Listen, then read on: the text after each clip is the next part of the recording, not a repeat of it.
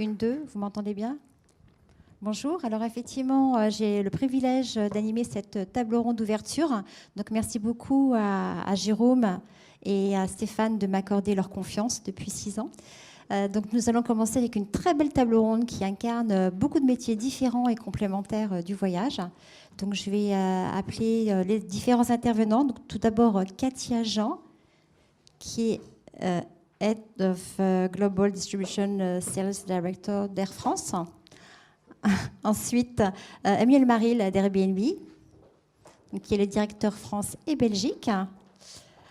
Benoît Crespin, qui est le patron France d'eDreams Odigeo, regroupant, comme vous le savez, plusieurs marques, dont Go Voyage, très bien, Go Voyage, Opodouv, eDreams, Liligo.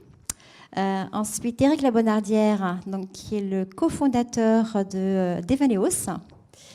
Et Pierre Lecar, qui est le patron du digital au sein du réseau Selectour. Et Hervé Belaïch, qui est le patron de la compagnie de croisière Ponant.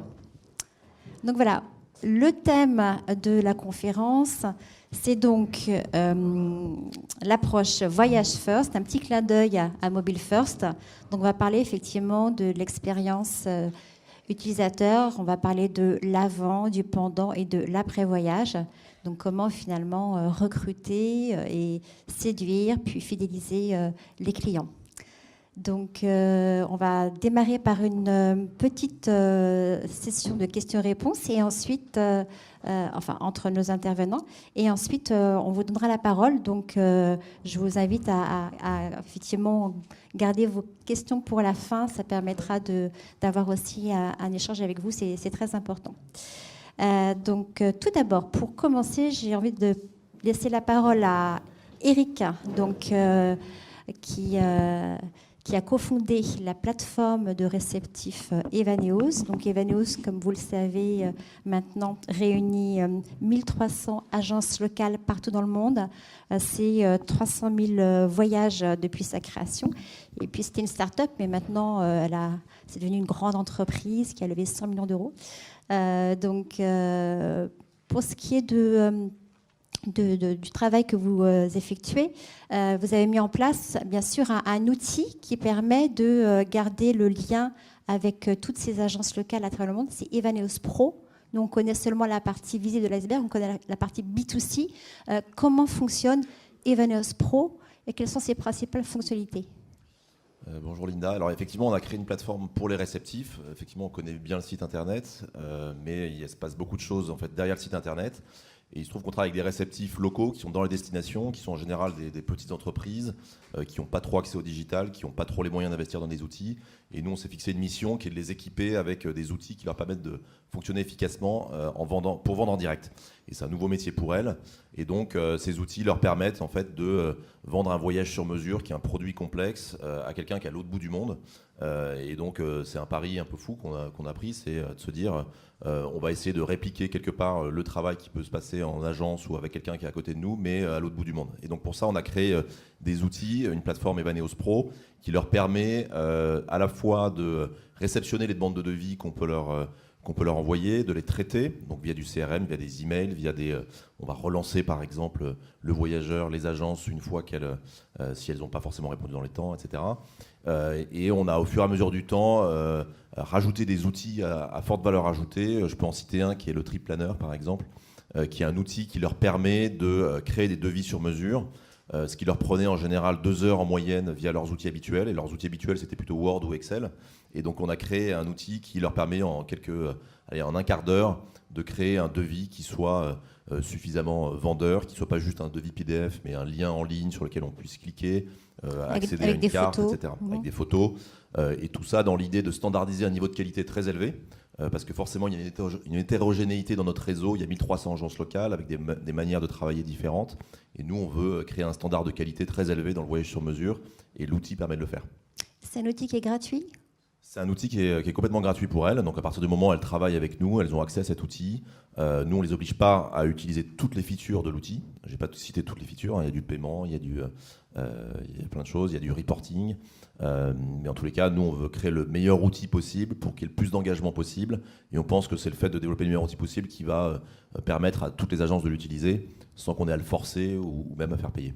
Et quel pourcentage des agences s'en servent aujourd'hui de trip planner en Alors, elles particulier? reçoivent toutes leurs devis dedans. Donc, il y a 100% des agences qui reçoivent le devis via l'outil. Donc, elles sont obligées de se connecter pour le coup pour recevoir les devis. En revanche, le trip planner, par exemple, aujourd'hui, c'est pas loin de 50% des agences qui l'utilisent. Et chaque mois, il y en a de plus en plus parce qu'on rajoute de plus en plus de features. Donc, on va arriver probablement à 90% dans quelques mois parce qu'on va à chaque fois, tous les mois, rajouter la feature qui manque à telle ou telle agence. Très bien. Donc, effectivement, 100% des réceptifs passent par Evaneos Pro parce que sinon elles ne pourraient pas recevoir les devis. Mais par contre, à peu près 1 sur 2 utilise TripPlanner aujourd'hui. Exactement. Très bien, parfait. Alors chez Selectour, c'est un petit peu différent. Ce ne sont pas des agences locales, mais ce sont des agences de voyage. C'est un réseau volontaire, donc avec 850 agences qui sont chacune indépendantes. Néanmoins, le travail de vous, Pierre, c'est justement de faire en sorte qu'il y ait des projets communs, notamment autour digital, avec une base de données mutualisée et également un projet CRM. Est-ce que vous pouvez nous en parler? Oui, alors bonjour à tous. Donc Pierre Leca, directeur marketing de Selectour. Donc comme Linda l'a dit, Selectour c'est une coopérative. On a 1200 agences en fait dans le réseau, dont 850 qui portent la marque Selectour. La difficulté qu'on a quand on a une coopérative avec des indépendants, c'est que chacun est directeur de son agence et on n'a pas forcément en effet de projet commun. Donc ce qu'on a mis en place il y a quelques mois, c'est une base de données mutualisée qui permet en fait au siège et à toutes les agences de partager, on va dire, leur compte client au sein d'une même base et de nous, le siège, pouvoir l'exploiter au mieux. On a branché en fait sur cette base de données mutualisée une DMP. On travaille avec Isance et l'objectif de cette DMP, c'est de pouvoir commencer en fait à segmenter donc toute notre base client. Et de pouvoir derrière faire de la personnalisation, que ce soit sur le site ou bien via emailing. Aujourd'hui, il y a un tiers des agences qui finalement sont connectées à cette base de données mutualisée. C'est difficile de convaincre plus d'agences? Alors aujourd'hui, on n'a que un tiers, mais en fait, ce qui est pas mal, puisqu'on a juste fait de la communication sans vraiment avoir d'action. Les actions qui vont être liées à cette base de données mutualisée vont arriver en fait entre l'été et la fin d'année. Donc je dirais qu'un tiers des agences qui ont déjà participé, juste en le croyant sur parole, c'est plutôt un bon signe.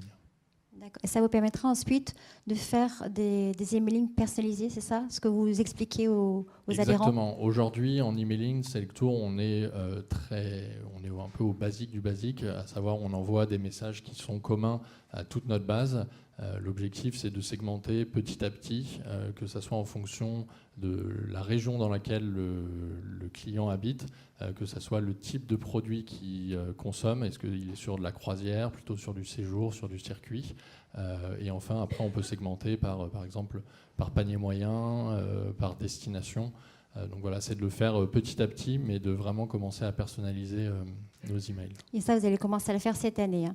Ça, on va commencer à le faire dès la fin de l'été. D'accord. Et on comprend bien effectivement que pour Selectour, l'objectif, c'est vraiment d'amener l'internaute en agence de voyage. C'est une différence par rapport à un pure player.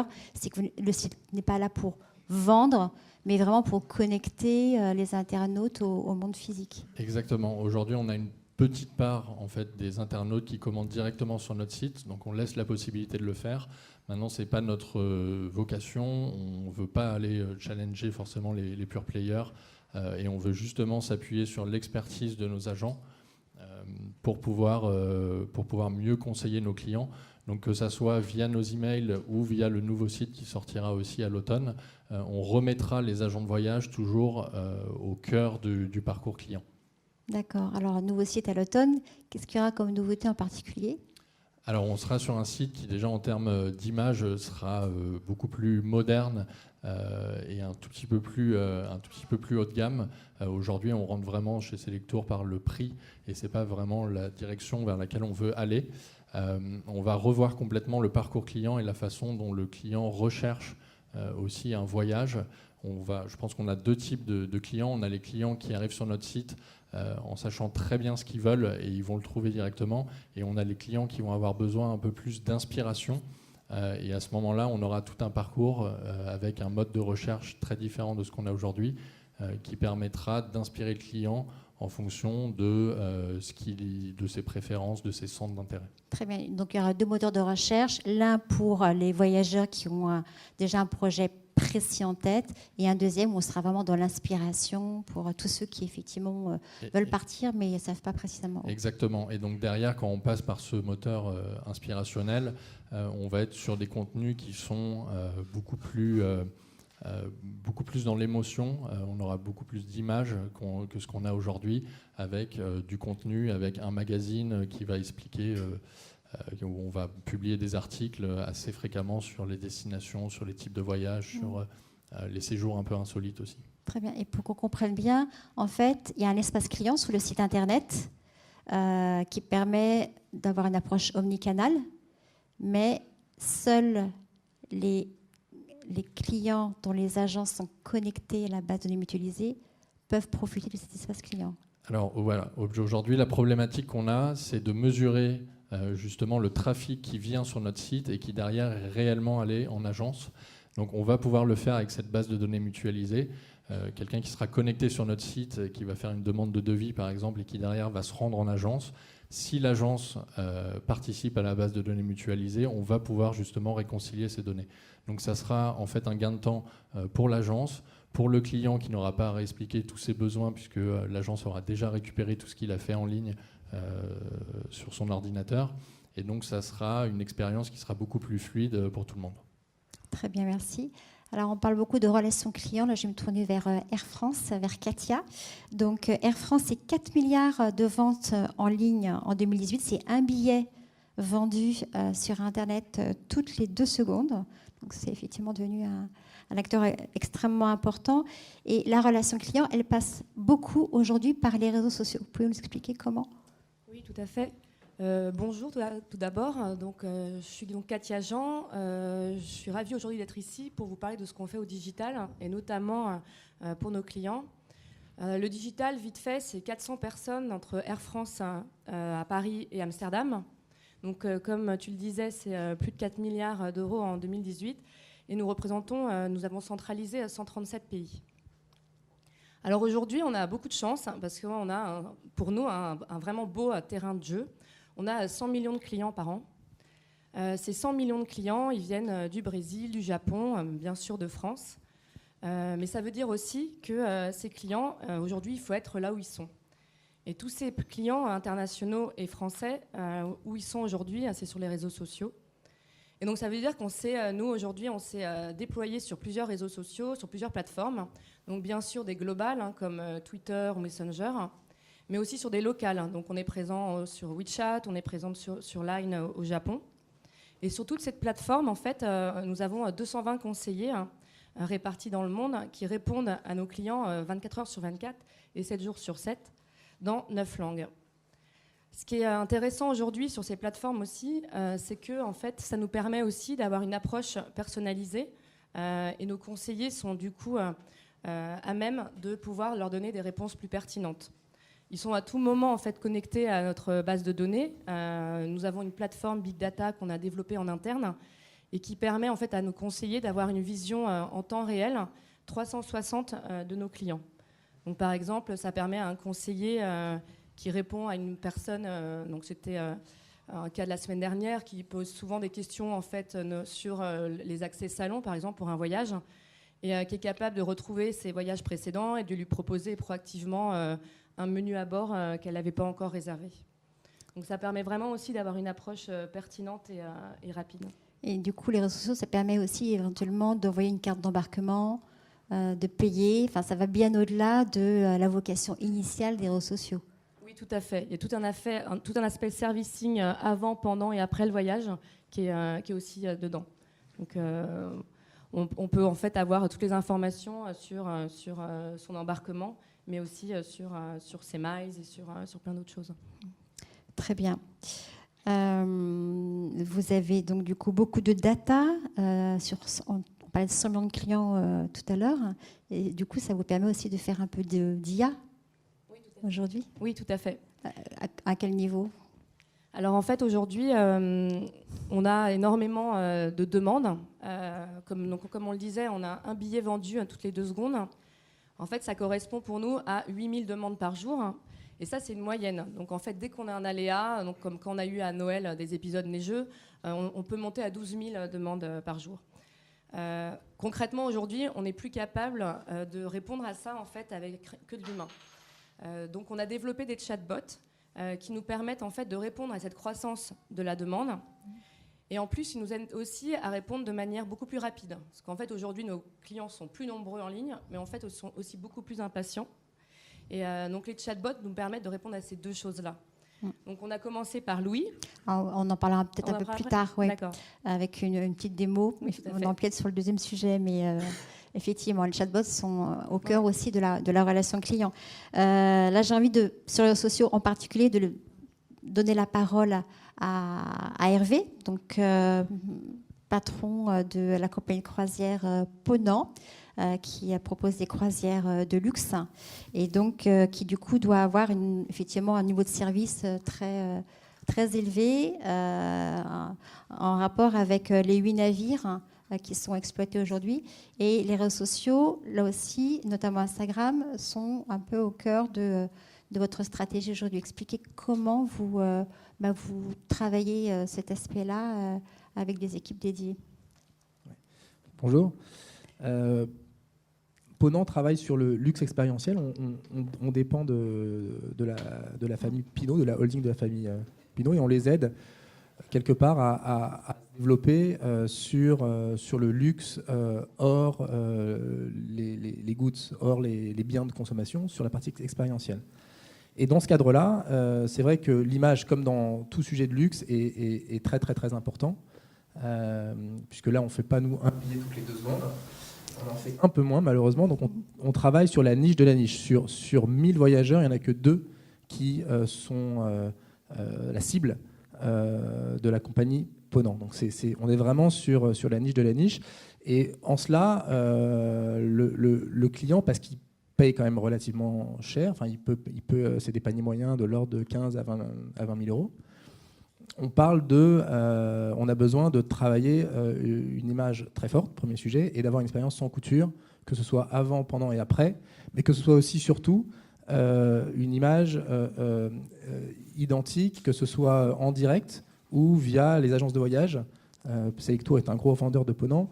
Lorsqu'une agence passe sur le site web de Selectour ou en agence physique Selectour ou chez Ponant en direct, il doit avoir... Et donc, typiquement, Instagram est une aide pour ça. Alors, Instagram, c'est encore très, très petit pour le type de clients qu'on a. On a des clients qui ont à peu près entre 60 et 65 ans d'âge moyen.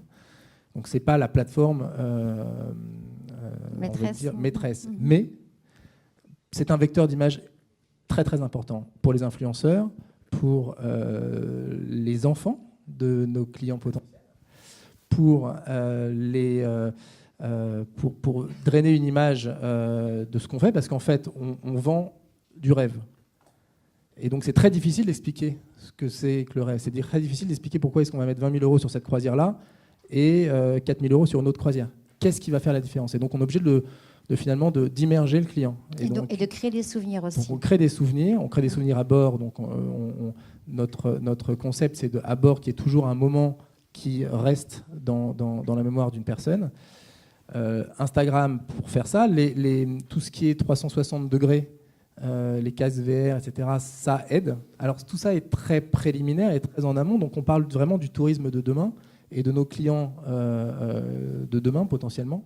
Mais c'est vrai qu'on a besoin d'éduquer nos clients à qu'est-ce que c'est que ça. Alors les casques VR, vous m'en parliez quand on prépare cette table ronde, les casques VR, ça permet effectivement de projeter une 50aine de vidéos Ponant, non pas pour les montrer à des clients potentiels en général, mais plutôt pour finalement former les agents de voyage. C'est-à-dire que les commerciaux partent avec Exactement. ces vidéos et ça permet effectivement de familiariser vos vendeurs Bien sûr. aux produits, sachant que 2/3 des ventes passent par les agences chez Ponant.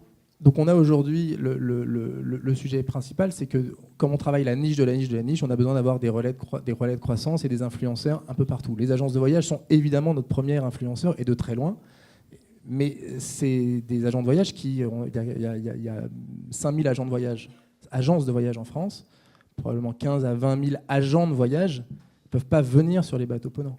Donc il faut qu'on amène le bateau à eux. Et donc effectivement, le casse vert est une option. Ce n'est pas la seule, mais c'est une option qui fonctionne relativement bien, d'immerger le client, et en tout cas dans le cas précis, l'agent de voyage, qui est avant tout notre premier prescripteur. Et pour ce qui est de l'émotion, de la création de souvenirs, vous me disiez aussi que sur chaque navire, sur chaque croisière, il y a une équipe qui est là pour filmer et prendre des photos. Oui. Là, c'est d'abord pour les clients, mais également pour les réseaux sociaux type Instagram. Exactement. En fait, quelque part, on fait de l'inception. On essaye d'aider nos clients à se souvenir de choses extraordinaires.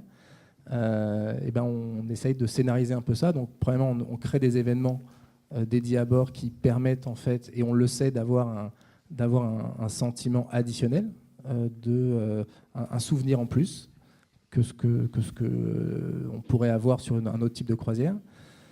Et puis, effectivement, à bord, il y a et un vidéaste et un photographe qui permettent en fait de scénariser un peu ça. Évidemment, on le vend à nos clients, ou on le donne dans certains cas, pour nos clients les plus fidèles. Et puis ensuite, ça nous aide pour les réseaux sociaux. Bien sûr.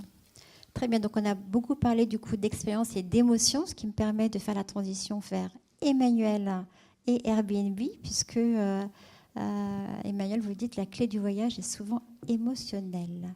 Alors, en quelques mots, comment Airbnb crée-t-il l'émotion ? Bonjour Linda, bonjour tout le monde. J'avais dit ça comme ça ? Oui. D'accord, parfait. Me semble-t-il. Ouais, c'est pas mal, moi, c'est bien.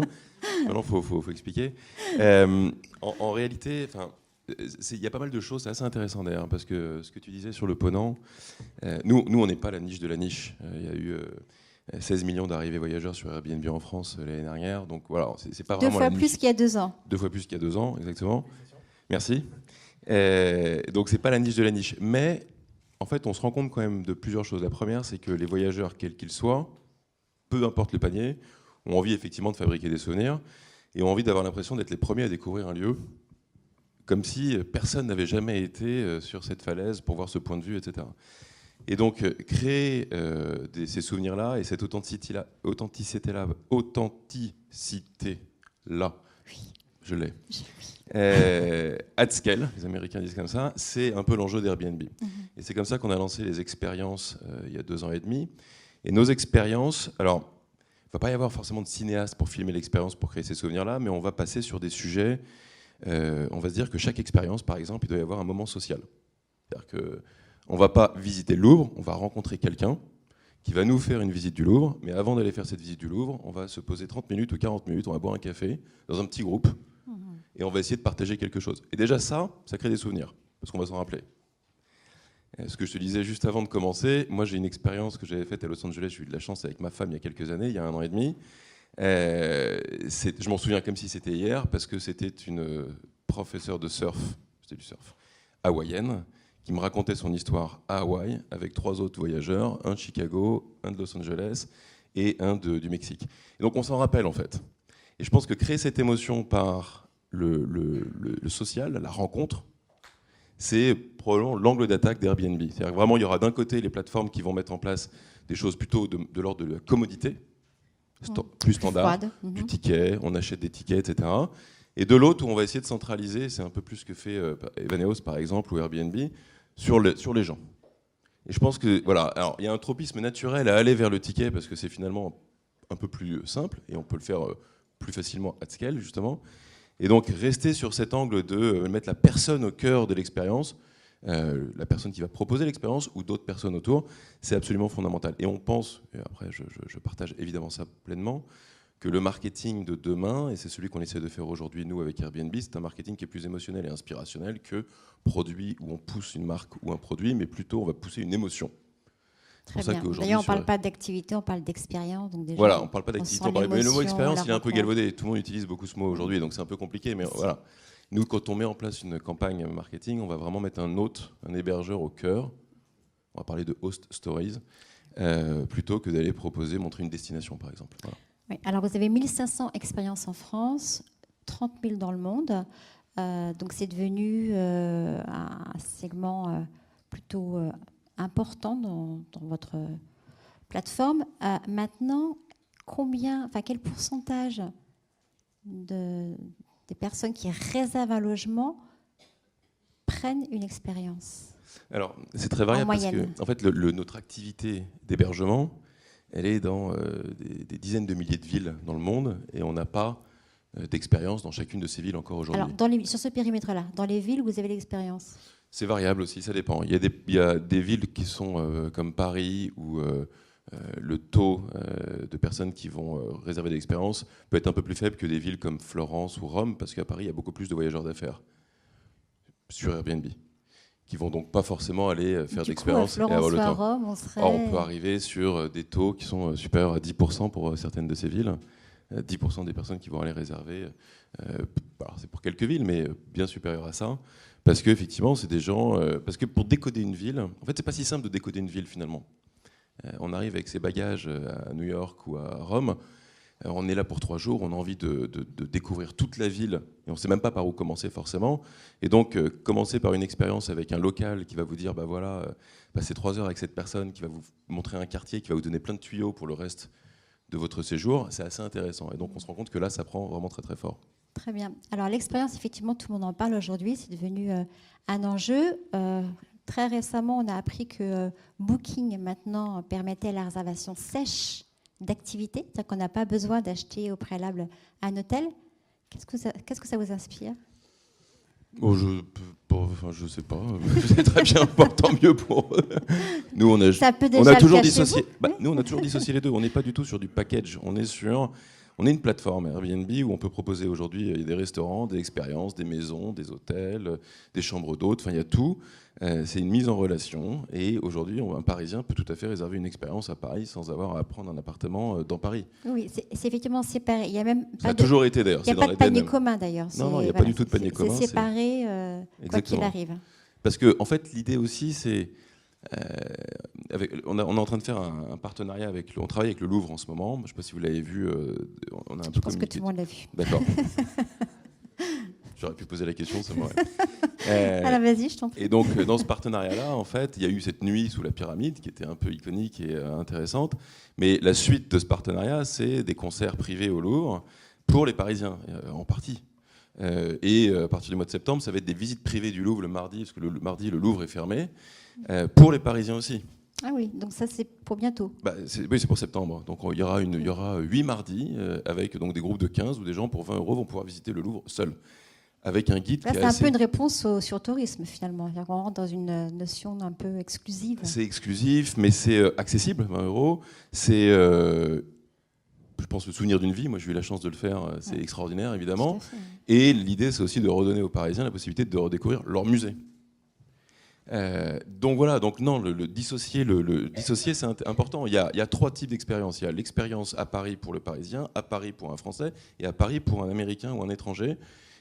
Chacun va vouloir faire des choses différentes. Je pense qu'un Parisien ne va pas forcément vouloir aller déguster du vin ou du fromage, alors qu'un Américain peut-être plus, etc., etc. Donc je pense que les expériences doivent s'adapter à chacune de ces cibles, et c'est ça qu'on est en train d'essayer c'est là-dessus qu'on travaille aujourd'hui en fait. D'accord. Ce partenariat avec le Louvre représente-t-il un gros budget pour Airbnb France? Je n'ai pas communiqué sur le budget, donc je ne vais pas le faire là, Linda. Mais c'est un gros budget? C'est surtout un gros enjeu, parce que pour nous, ça fait 2 ans qu'on t'a parlé avec eux. C'était leurs 30 ans de la pyramide, on en a beaucoup parlé aussi. Il y avait beaucoup d'enjeux de leur côté. Ils ont fait une belle activation avec JR, il y a pas mal de choses qui se passent. Et pour nous, c'était de travailler avec cette belle institution. Et ça faisait 3 ans qu'on n'avait pas fait de grosses opérations en France. La dernière, c'était l'Aquarium de Paris. Donc voilà, pour nous, c'était un sujet, c'était très important.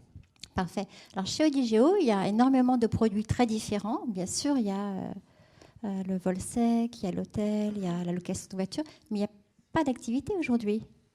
Non, on fait pas d'activité, non. Et pourquoi? Parce qu'aujourd'hui, faut voir l'historique d'une marque comme la nôtre, enfin des marques comme les nôtres. On est un acteur du vol sec à la base. Un acteur du vol sec, ça veut dire quoi? Ça veut dire qu'on a une porte d'entrée, c'est par là qu'on commence la réservation de son voyage.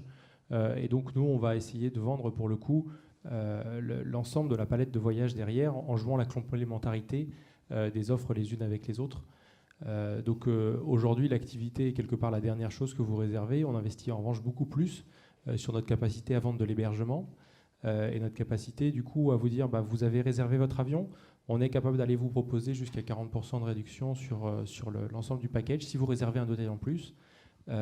Et ça, vous pouvez le faire en une seule fois.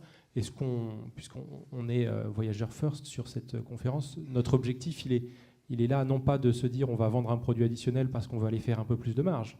Le sujet, il est de se dire il y a une demande des clients qui est extrêmement forte, demande des clients qui est de pouvoir réserver sur un seul site internet. Aujourd'hui, il y a 65% des clients qui ont cette envie de réserver sur un seul site internet. Donc nous, on souhaite répondre à cette demande du client. Et c'est comme ça qu'on pense nos produits, c'est comment est-ce qu'on va répondre à l'attente des clients. Et justement, vous parlez de diversification.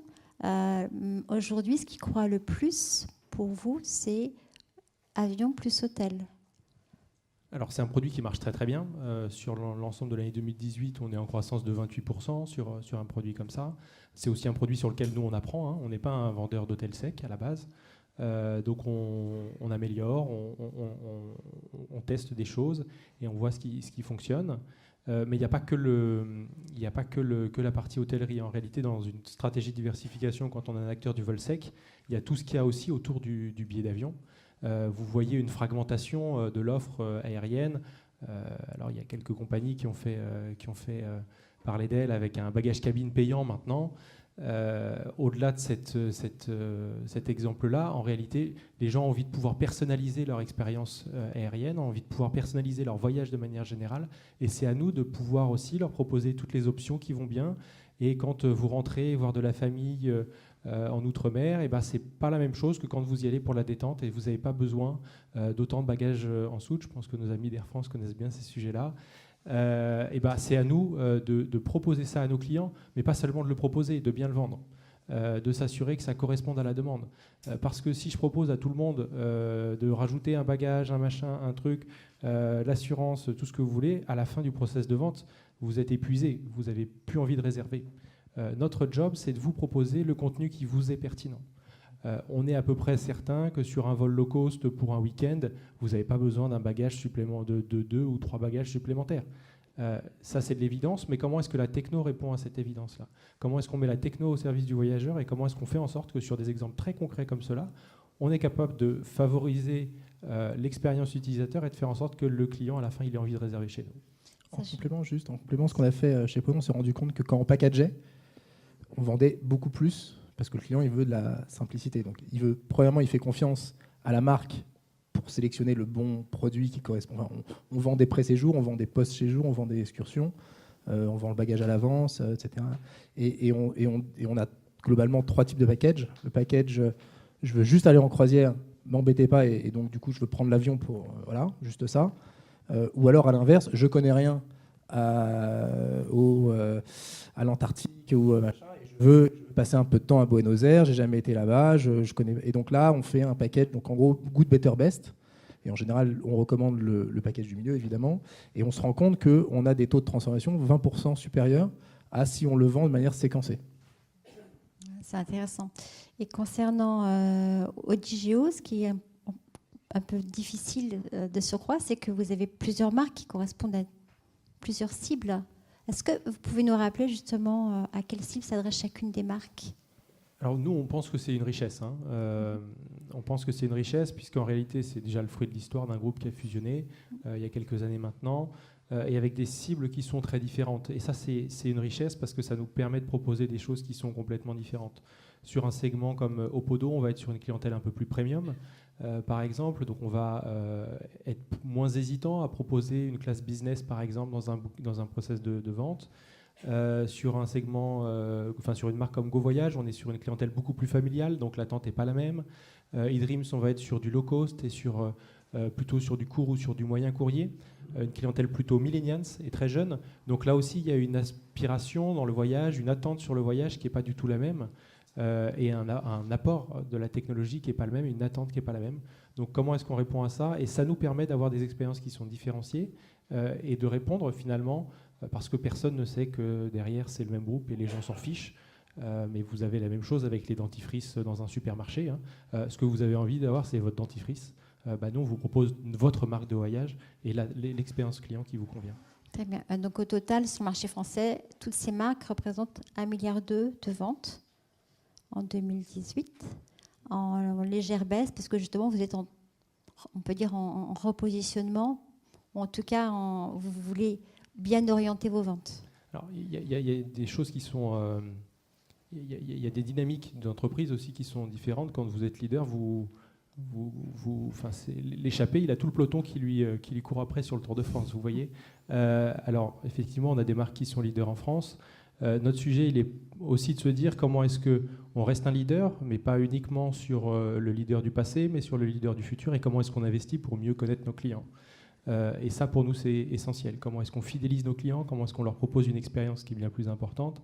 On reçoit, à titre d'exemple, chaque trimestre 1100 clients dans un laboratoire du X à Barcelone, de manière à les connaître mieux, à voir comment est-ce qu'ils réagissent, comment est-ce qu'ils voient l'innovation sur nos sites internet. On fait un shift aussi sur le mobile, qui est très important, parce qu'on pense que ça prépare l'avenir. Aujourd'hui, on a 39% de nos réservations qui se font sur le mobile. Qui est supérieur à la moyenne du marché. Qui est supérieur à la moyenne du marché, qui a 30%. Et là, ce qu'on se dit, c'est qu'on prend de l'avance sur demain, puisque le mobile, derrière ça, c'est chouette de pouvoir annoncer des belles statistiques, mais derrière ça, il y a des enjeux extrêmement forts. Vous avez une réduction des écrans. Ça veut dire que je ne peux plus vous proposer les 10 000 résultats que j'ai sur mes sites internet. Quand on travaille avec 640 compagnies aériennes, j'ai l'exhaustivité du marché. En revanche, mon sujet, c'est comment je vous propose le contenu qui vous convient. Comment est-ce que sur les 3 offres que je vais vous présenter, c'est les 3 qui peuvent vous convenir et que vous n'allez pas scroller sur 4 ou 5 pages. Mais si je suis capable de le faire sur le mobile avec 3 offres, je serai capable de le faire demain sur le vocal avec une seule offre. Donc pour nous, c'est aussi des investissements qui sont extrêmement forts. Et ce qu'on se dit, c'est qu'il vaut mieux investir aujourd'hui et être capable d'être performant sur ces nouvelles technologies, plutôt que de continuer de faire du mass market et puis d'avoir des outils qui vont un peu vieillir et de bider comme un fou furieux sur les moteurs de recherche, ce qui pourrait être une stratégie mais qui n'est pas la nôtre. Merci. Alors la diversification, c'est aussi le travail qu'entreprend aujourd'hui Airbnb. Il y a eu un rachat assez récent qui l'incarne, c'est celui d'Hotel Tonight. Quels sont les hôtels que vous avez déjà intégrés sur la plateforme? C'est quoi votre cible prioritaire? Alors, Hotel Tonight, oui, c'est très récent ça. Alors, ça fait suite à quand même un long processus. On avait commencé à travailler avec les collectionneurs Château Hôtel Collection à l'époque, il y a 2 ans à peu près en France déjà et en Europe. Aujourd'hui, on a justement ces hôtels-là sur Airbnb, pas mal d'hôtels de ex-CHC. À Paris, on a beaucoup de boutiques hôtels, des hôtels de 35 chambres à peu près, qui racontent une histoire. Voilà. Qui racontent une histoire, et donc finalement, quand un voyageur va avoir le choix entre une chambre chez l'habitant ou une chambre d'hôtel, déjà, il doit savoir exactement qu'il y a une différence. Mais finalement, dans la décoration, dans l'esprit, dans l'accueil, etc., ça peut être des choses assez similaires. Donc, on n'a pas du tout toute l'offre hôtelière parisienne, évidemment loin de là. Donc, on est plutôt sur vraiment des sujets, des maisons un petit peu comme ça, avec une histoire, une expérience. On revient là-dessus, et assez authentique. Très bien. Et le directeur général d'Airbnb intervenait récemment à une conférence à Amsterdam. Il disait qu'effectivement, les hôtels Hotel Tonight allaient être en partie intégrés dans la plateforme Airbnb, ceux qui correspondent à ces boutiques hôtels. Exactement. On sait à quelle échéance? Dans les mois qui viennent, je pense. D'accord, très bien. Et finalement, Hotel Tonight ne va pas revenir sur son modèle initial de vente de dernière minute. Tout est en discussion aujourd'hui, mais je ne pense pas. Non, ils ont construit une jolie marque, notamment en Amérique du Nord, qui fonctionne très très bien. Donc il n'y a pas de raison. On sait voir comment est-ce qu'on arrive à trouver des synergies. Comme on disait, il y a eu 16 millions de voyageurs en France, dont un peu plus de la moitié de Français en France, évidemment, oui, et des autres étrangers l'année dernière. Le but, c'est de pouvoir leur proposer un choix le plus vaste possible dans notre ADN, dans notre culture. Bien. Alors l'aérien, ça fait longtemps qu'on en parle. Ce projet, il avait été présenté par Brian Chesky, le cofondateur aux États-Unis. Est-ce qu'on a un peu de visibilité sur ce projet ? On a, c'est vrai, ça a été présenté. L'idée est quand même, je reviens un petit peu sur ce que disait Benoît, c'est avoir un endroit dans lequel on peut trouver des expériences, éventuellement de la restauration, un hébergement et pourquoi pas un moyen de transport. Ça reste évidemment l'enjeu principal. C'est vraiment, si on regarde le consommateur, c'est ce qu'il va vouloir, oui. Évidemment. Donc naturellement, il y a 2 ans, quand on a commencé à dire qu'on sortait de l'hébergement, on a montré qu'on allait aller partout, sur tous ces segments-là en réalité, les 3 grands. Ce qu'on fait quand on arrive quelque part, où est-ce qu'on dort et comment on y va. Sur le comment on y va, on a recruté il y a quelques mois un professionnel du transport, et notamment de l'aérien, qui est en train de constituer une équipe et de travailler là-dessus. Vous dire exactement ce à quoi ressemblera l'arrivée d'Airbnb dans le transport et dans le déplacement, ça serait vous mentir, je ne sais pas. La seule chose que je sais, c'est que ça sera certainement centré sur ce que je disais tout à l'heure, sur l'expérientiel et sur l'humain. Et à mon avis, ça va nous surprendre. J'espère être le premier surpris d'ailleurs. Mais on va être surpris. Et je pense que c'est ça qui est intéressant. Mais c'est la promesse, effectivement. Après, si on regarde votre historique, on se dit qu'il y aura 2 options. Le partenariat, comme c'était le cas au début dans l'hôtellerie, ou bien l'acquisition pour aller plus vite. Ou la création, parce que toute la partie expérientielle dont on parlait tout à l'heure, on l'a créée nous-mêmes. Ou la création. Oui, ça fait 3 options. Ça fait donc ce qui reste encore... ça fait un vaste choix finalement. Tout à fait. Mais donc la création, on est plutôt une entreprise d'ailleurs qui s'est construite sur la création. Sur les 3 fondateurs d'Airbnb, il y a 2 designers. Et d'ailleurs, on part de l'UX, de l'expérience utilisateur sur le site et sur l'application pour créer au départ. Donc je pense que la création est quelque chose qu'on ne faut pas négliger non plus. Très bien, parfait. On va rester dans l'aérien avec Air France. Tout à l'heure, il y a eu un petit teasing sur les chatbots. Je pense que ce sera intéressant qu'on en sache un peu plus, puisqu'aujourd'hui, Air France a 2 chatbots. Alors, Katia, je vais vous laisser parler de ces 2 chatbots, puis après, on aura une petite démo. Ce sera parlant pour tout le monde. Oui, alors donc, comme je disais, on a développé donc un chatbot suite à l'augmentation du volume de demandes et en fait un besoin aussi de répondre de manière plus instantanée. Donc on a commencé il y a 2 ans avec un use case assez simple. Donc au début, c'était juste sur les bagages. Donc on a un assistant virtuel qu'on a nommé Louis et qui peut au début, initialement, qui était là pour répondre à toutes les questions de nos clients sur combien de bagages j'ai le droit de prendre dans la cabine, le poids des bagages, où est mon bagage. Donc tout ça, c'était connecté à une API sur les bagages. Et petit à petit, on a fait grandir Louis. Et là, aujourd'hui, c'est un réel assistant virtuel et qui, en fait, dispatche en fonction des demandes sur différents points chez nous. Et donc, en fait, aujourd'hui, il répond donc, bien sûr à toutes les questions autour du bagage, mais également à toutes les problématiques sur Flying Blue. Donc je pense que j'ai perdu mon mot de passe Flying Blue, c'est quasiment un tiers des demandes aujourd'hui qui arrivent chez Louis. Mais il y a aussi toutes les questions autour de mon vol en correspondance et après l'après-voyage, toutes les questions sur les réclamations. Donc c'est avant, pendant, après. Exactement. Ça, c'est le premier. Est-ce qu'on a des chiffres sur l'usage, combien de personnes se connectent chaque jour Alors aujourd'hui, on ne regarde pas trop en termes de ROI sur Louis, on regarde vraiment en termes de satisfaction. Parce que c'est l'objectif, c'est sur l'expérience client. Ce que je peux vous dire aujourd'hui, c'est qu'on a un peu plus de la moitié aujourd'hui de nos relations avec nos clients sur ces réseaux qui sont faits uniquement avec l'aide avec l'AI. Et avec une aide AI derrière. Donc avec un chatbot, ouais, d'accord. Tout à fait. Donc toutes les questions clients, la moitié, 50% des questions clients, passent par un chatbot. Par une AI, exactement. D'accord. Et aujourd'hui, Louis répond à peu près tout seul, parce qu'on va revenir aussi là-dessus, à 30% des questions, sans intervention humaine. Ok, donc c'est que les 50% restants, c'est le téléphone, l'email. Ou alors, comme je vous disais tout à l'heure, les conseillers sur nos plateformes qui reprennent la main ou qui sont directement en relation avec les clients. Parce qu'aujourd'hui, le chatbot, il ne répond pas forcément à des questions très complexes. Et notamment, en fait, aujourd'hui, on a vraiment à cœur d'offrir une expérience très bonne à nos clients sur les réseaux. Et du coup, à tout moment, en fait, le client peut redemander à parler avec un conseiller. Donc, on a une vraie coordination en fait, humain et IA. Ils se complètent. Voilà. Très bien. Et donc, Louis a en effet fait des émules en interne. Et donc, on a une petite sœur qui est arrivée, qui s'appelle Lucie, et qui, elle, est sur toute la partie inspirationnelle. Donc, comme on en discutait depuis tout à l'heure, l'inspiration au voyage est aussi très important pour nous, pour les clients, notamment pour les voyageurs, pour les vacances, pas pour les voyageurs business. Et en fait, ces voyageurs-là, quand ils cherchent inspiration, ils peuvent venir discuter avec Lucie sur Messenger. Et vous verrez tout à l'heure sur la petite démo, en fait, Lucie, elle va poser des questions, demander quel est ton voyage idéal, repérer la langue d'utilisation du client. Et en fait, elle se connecte à notre guide de voyage interne, qui est Travel by Air France.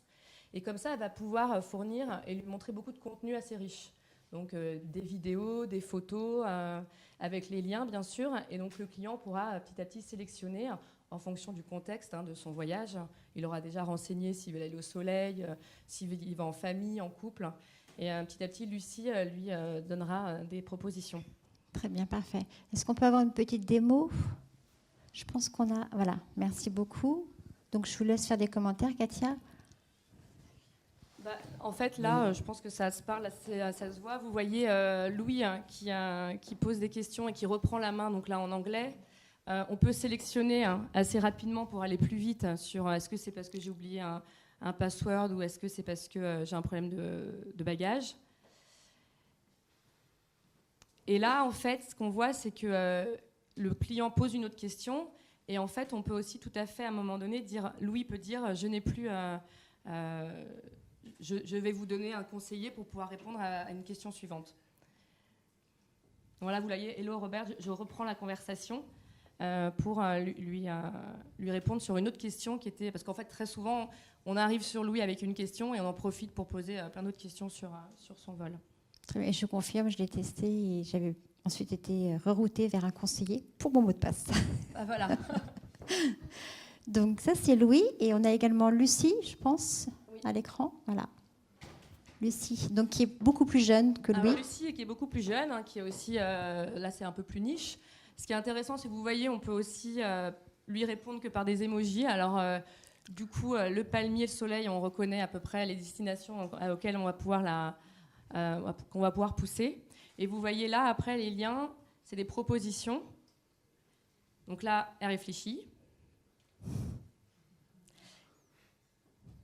Et on lui propose, on va lui donner des liens, voilà, vers notre guide de voyage interne avec des vidéos et bien sûr un lien pour aller directement après sur la page Booking. On lui permet aussi, on demande au client s'il il veut qu'on partage ces informations avec d'autres personnes avec qui il va voyager ou s'il veut qu'on lui fasse des nouvelles propositions.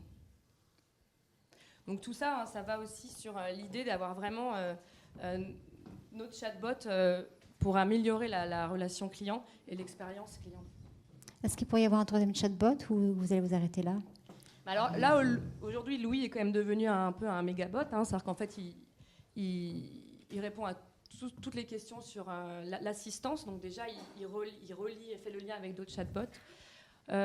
Pourquoi pas ? Là, on est déjà en train d'essayer plus de développer cela dans plus de langues, avec plus de skills.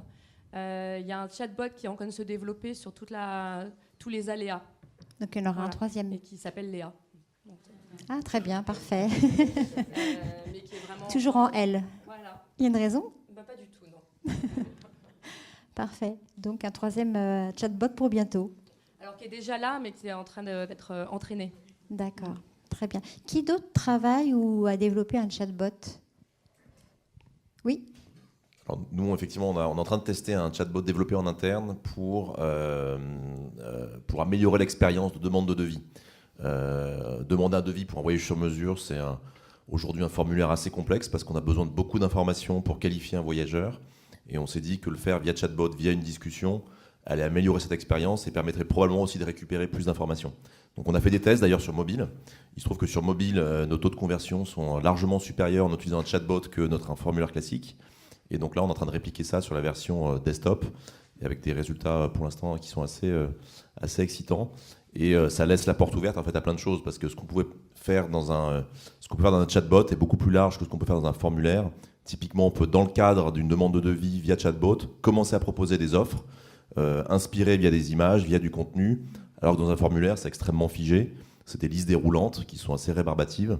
Et je pense qu'on va se diriger de plus en plus vers des conversations plus que dans des remplissages de formulaires. Très bien. Et donc ce chatbot, pour l'instant, vous le testez sur un petit périmètre d'agence locale ? C'est un petit périmètre de destination et qu'on est en train d'élargir largement là. D'accord. Donc en plusieurs langues. Tout à fait. Voilà. Est-ce qui vous a amené à recruter aussi une équipe du coup dédiée ou pas ? Alors on a une petite équipe qui est dédiée, on interroge aussi des solutions externes parce qu'il y a plein d'acteurs qui se sont lancés dans le développement de chatbots et qui ont développé des expertises qui sont extrêmement fortes. Ce qui est compliqué à trouver, c'est des expertises autour de l'inspiration. En fait, des questions simples comme le disait Katia, c'est assez facile de répliquer une conversation. Dès que ça devient de l'inspirationnel, du conseil, typiquement je suis une famille, j'ai tel budget, je veux partir au mois d'août, qu'est-ce que vous me conseillez ? Là, typiquement, c'est une demande qui est assez complexe. Mais de plus en plus, je suis assez confiant dans le fait que des chatbots pourront y répondre et de manière extrêmement pertinente et aller poser la question complémentaire qui permettra complètement de finir de qualifier. Et ça, on n'est pas très loin de ça, mais ça n'existe pas encore complètement. C'est-à-dire qu'une conversation qui répliquerait l'intelligence humaine, ça n'existe pas. Et sur un produit complexe comme Voyage sur mesure, à long terme, je n'y crois pas complètement.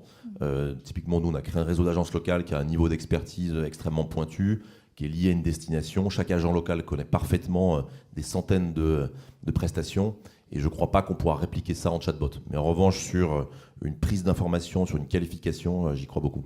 Très bien. Alors Hervé, vous avez mis en place un forum où il y a 2200 membres aujourd'hui. Ouais. Ça, c'est quelque chose auquel vous croyez beaucoup. Nous, déjà sur le chatbot, on a essayé de faire du chat et on voyait que les gens, ça marchait pas. Et Donc, pourquoi, en fait, d'après vous ? Parce que peut-être le temps de réponse par rapport à un bot, c'était manuel, il y avait une vraie personne derrière qui répondait vraiment et ça mettait peut-être un peu plus de temps à taper, tout simplement. Donc du coup, l'expérience client était un peu pourrie. Donc, du coup, peut-être qu'un chatbot pourrait être une solution. Peut-être, mais on se rend compte qu'il n'y a même pas une demande très forte. On a eu une centaine, 150, voilà, c'était assez faible en fait. Donc développer ça. Ça dépend aussi des clientèles, parce que vous le disiez un peu plus tôt, votre clientèle est plutôt senior, donc elle n'a pas forcément utilisé autant de chatbots que la moyenne des Français. C'est intéressant ce que dit Eric, effectivement, peut-être pour qualifier un peu mieux en amont, mais pour répondre à des questions tangibles, je pense, en tout cas nous ça va marcher. Donc on a essayé le chat en B2B surtout avec les agences de voyage.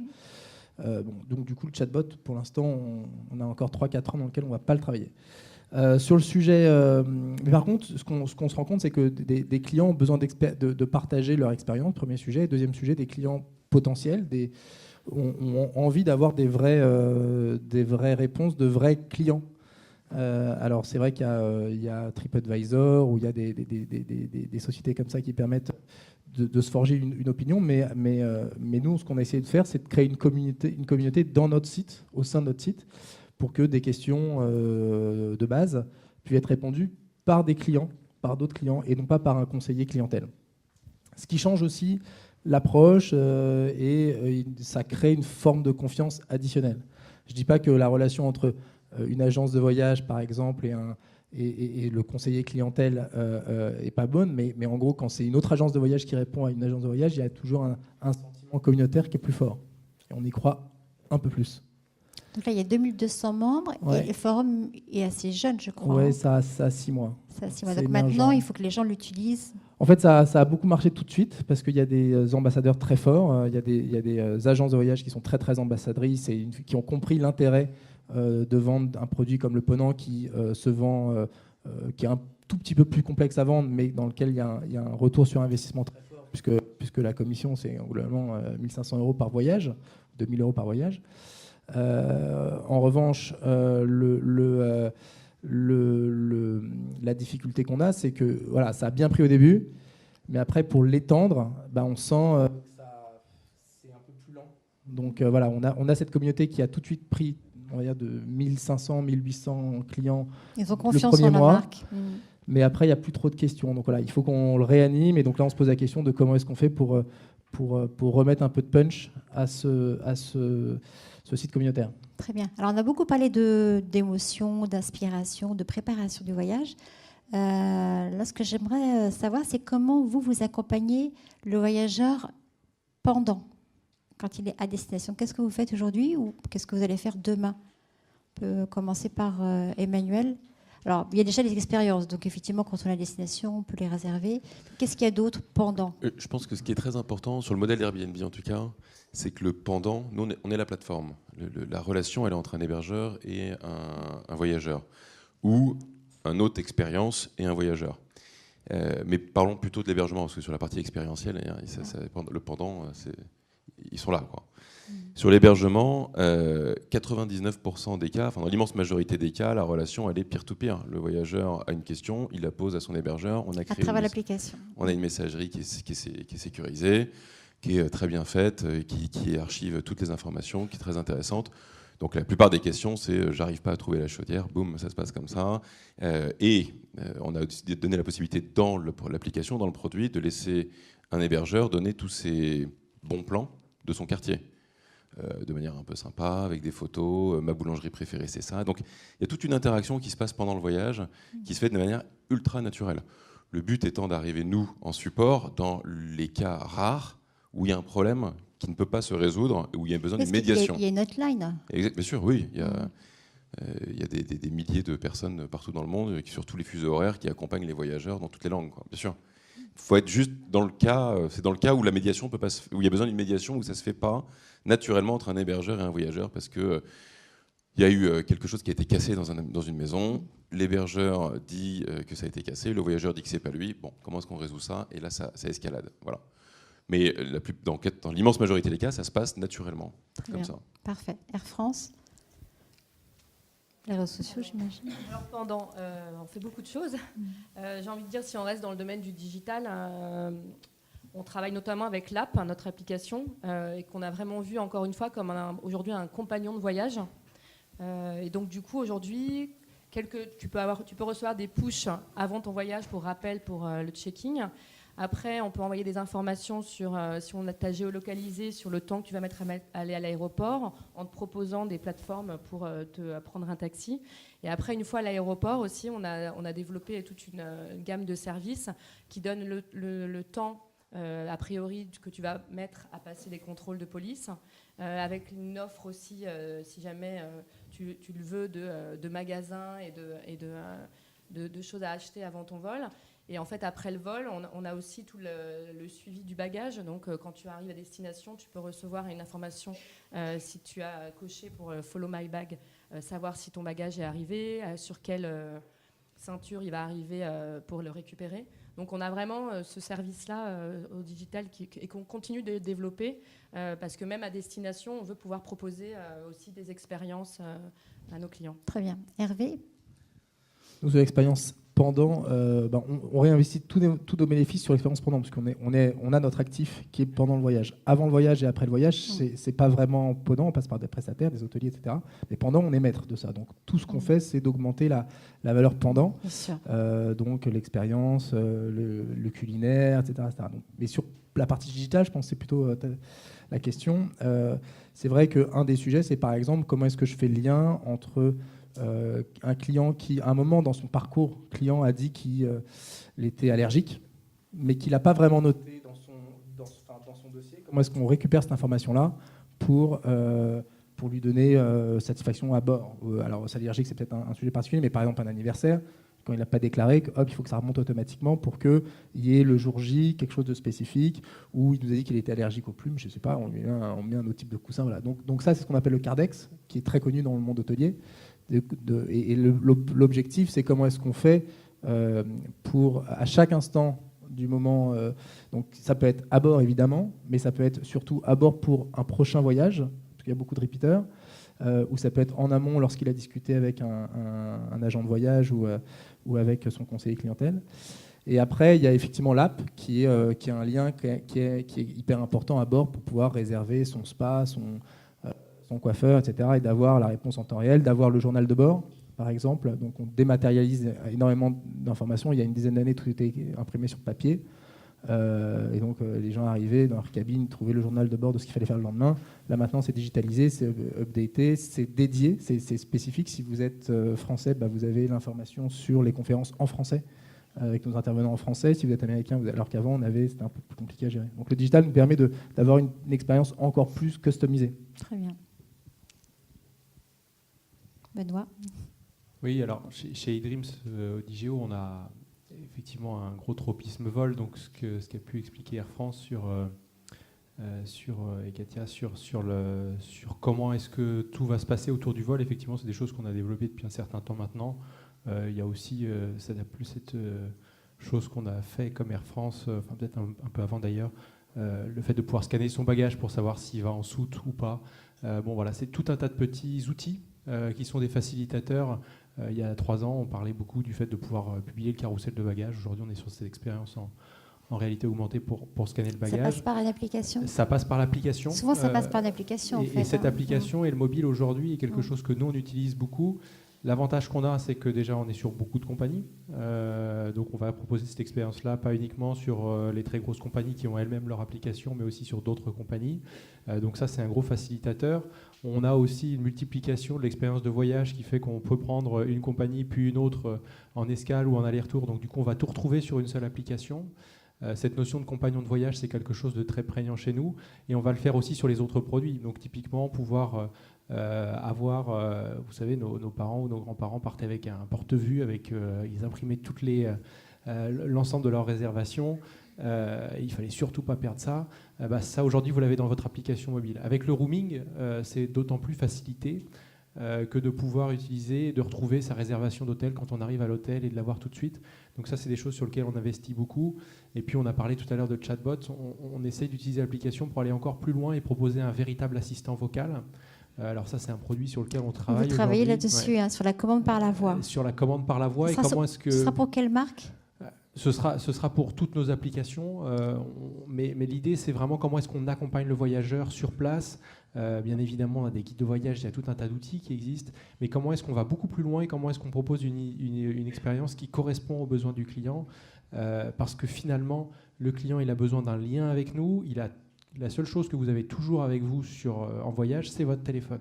Vous avez votre appareil photo dessus, vous avez vos messages, vous avez tout. Et donc finalement, c'est le lien unique pour nous avec nos clients.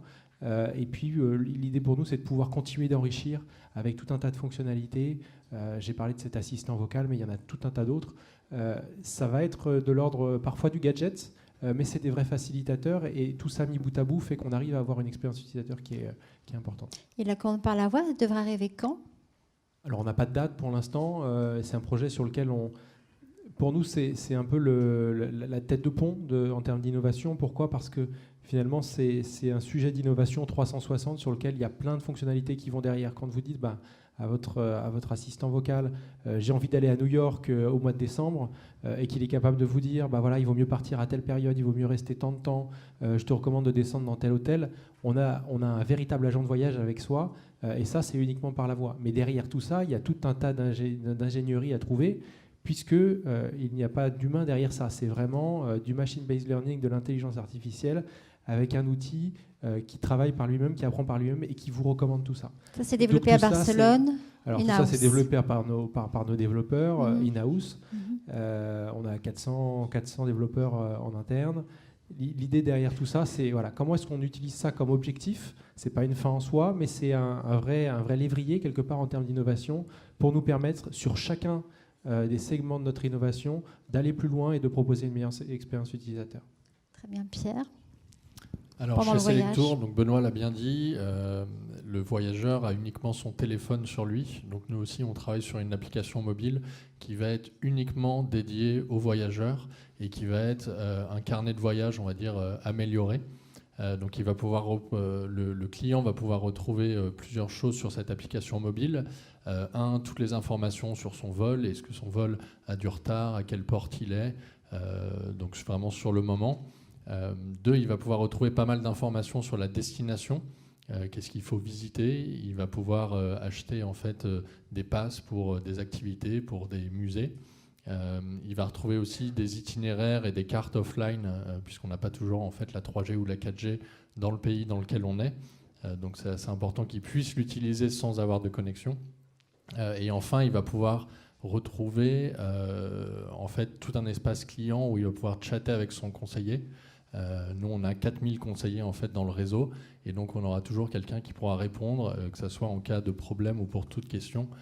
Il pourra chatter en direct avec son conseiller. Ça, c'est pour quand cette application ? C'est pour la fin d'année 2019. D'accord. Donc aujourd'hui, vous avez une application voyage d'affaires, et là, vous aurez une application loisir. Exactement. Alors c'est la même application. Aujourd'hui, on l'a déjà sortie pour le voyage d'affaires, où on a, on retrouve toutes ces informations-là, et on a notamment pas mal de clients de voyage d'affaires qui sont en demande justement d'activités, puisqu'ils vont peut-être voyager un jeudi, vendredi et prolonger pour le week-end, ou alors leur vol est que le lendemain, donc ils ont envie de faire quelque chose de sympa le soir. Et donc on propose déjà ça aux clients voyage d'affaires, et on va le proposer très bientôt sur le loisir. Très bien. Eric ?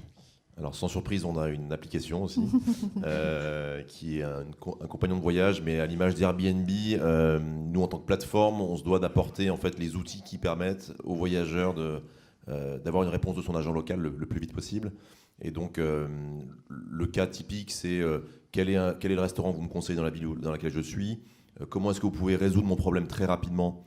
Et ça, l'agent local, c'est le plus à même de résoudre les problèmes. Donc nous, notre enjeu, c'est de garantir un accès très facile, très rapide dans l'application à l'agent local. Et donc, via une sorte de messagerie, on peut activer l'agence locale et lui poser des questions.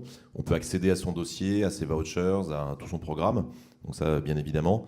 Et à terme, tu demandais quel était un peu le futur aussi pendant le voyage. Nous, dans notre cas, comme on offre une prestation sur mesure, et ce qu'on peut commencer à déceler chez certains voyageurs, c'est de vouloir du sur-mesure pendant le voyage. Et donc de finalement pouvoir continuer à personnaliser son voyage pendant le voyage. Et ça, l'application mobile pourrait être évidemment le bon outil pour le faire. Et l'agent local est capable parfois d'ajuster, de prolonger le voyage pendant le voyage. Donc ça, on le voit de plus en plus. Et je pense aussi que c'est une opportunité de récolter de l'avis, de la data, du contenu pendant le voyage. Nous, chez Evaneos, un voyage, c'est 12 jours en moyenne, c'est 25 prestations différentes. Et l'application mobile pourrait être une opportunité pour récupérer de l'info et des ratings, par exemple, sur chacune des 25 prestations. Parce qu'évidemment, au retour du voyage, ce n'est pas le bon moment pour le demander, il y a trop d'infos à fournir. En revanche, pendant qu'on vit le voyage, l'information est fraîche, les personnes sont à même de donner un avis. Et donc, on va travailler sur tout ça. D'accord, très bien. Donc, on est vraiment sur l'application Compagnon de voyage. Du coup, on a envie de toutes les télécharger, jusqu'à la saturation du téléphone, bien sûr.